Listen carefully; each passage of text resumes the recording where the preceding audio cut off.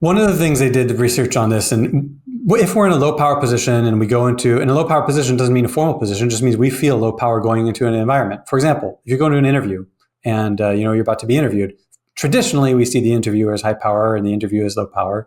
If you're a VC, you feel high power. If you're a startup going to pitch a product, you feel low power because you're under evaluation.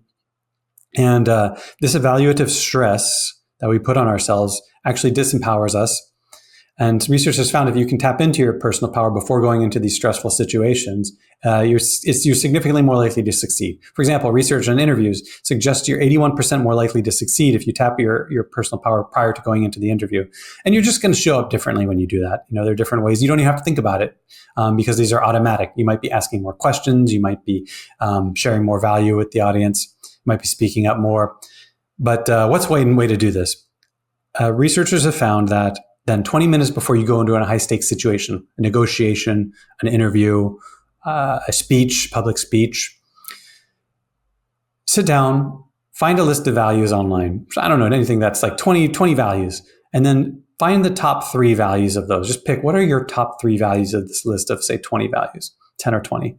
And then of that, pick one value that you're like, this is the most important value to me. Not necessarily for this situation, but just it's really an important value in my life.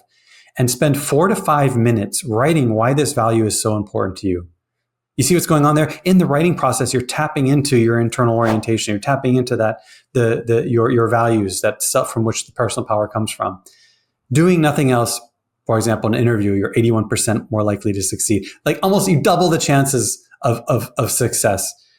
And there's a psychological reason for this. I mean, I'm kind of saying, you tap into the personal power area of your brain, but that's called the behavioral approach system. And so what happens is when you tap into your values and your goals and these things, you tap into the behavioral approach system, which makes you much more less risk adverse. So you're more likely to speak up. You're more likely to assert yourself.